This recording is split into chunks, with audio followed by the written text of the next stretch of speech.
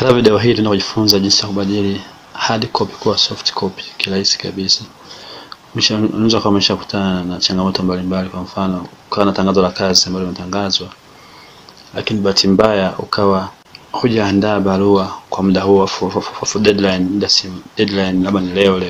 Kuna njia rahisi ambazo unaweza kuchukua barua zako za zamani au kuchukua CV yako za zamani ukaedit kirahisi kwa kutumia njia za kuelekeza leo.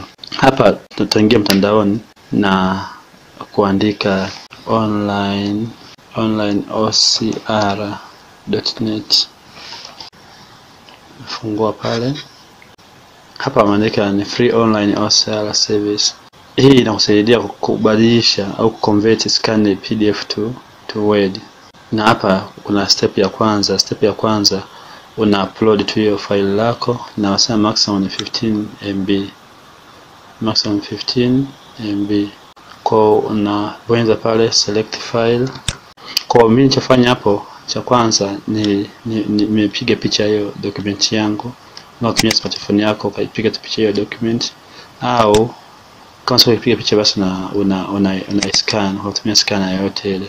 Kwa mfano nipiga picha mimi ni hii hapa. Kwa unachagua pale, unabonyeza open. Hapa ndio inachukua inaiweka online. Tayari nimeshakamilisha. Kwa sasa tumeshakamilisha. Hatua ya pili ni kuchagua lugha ya hiyo document yako. Sasa kama ni ya Kiswahili unaacha tu kwenye English hapa, wala haina tatizo. Na output format tutataka iwe katika format ya nini? Format ya Microsoft Word ambayo unaweza kufungua kwenye Microsoft Word yoyote ile, au hata kwenye simu yako ukaifanyia editing. Kwa hatua ya tatu inasema convert.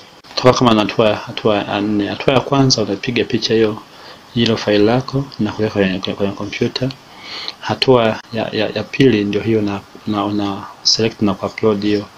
Una select hiyo file na kuupload na kuhamishia kwenye mtandao huu wa online ocr.net. Hatua ya tatu unachagua lugha na output format, na yenyewe kuna format nyingi hapo. Kuna Microsoft Excel, kuna plain text, lakini kuna kwenye hii Microsoft Word. Hatua ya tatu tunabonyeza pale convert. Hatua ya 4 sema yake kwetu sisi. Kwa tayari document yangu ni hii hapa. Kwa na download output file, download pale. Tayari nimesha download. Kwa ninachofanya hapa nafungua tu show folder ile pale.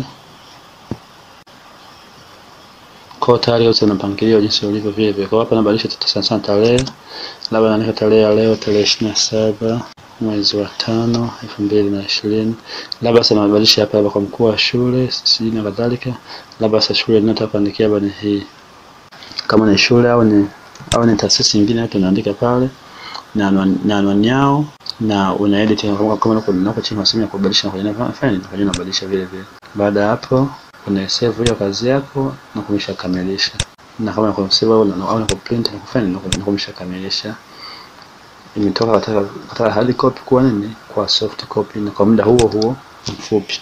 Kwa tumetumia mtandao unaitwa nini? Naandika online ocr.net. OCR maana ni optical character recognition, lakini hii hapa inatumika nini? Inafanyika kila kitu kinafanyika online. Kwa njia hiyo utakuwa utaweza kubadilisha document nyingi, lakini kwa hii hapa kama uja sign in inaruhusu kwa saa 15 kwa saa. Yaani unaweza kubadilisha kwa saa 15 kwa saa. Lakini ukisign in unakuwa una nafasi ya kufanya vitu vingi zaidi. Una sign up pale. Alafu utakuwa unaingia una log in.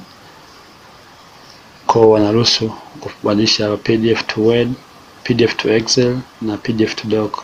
Doc ile ni format za nyuma za Word.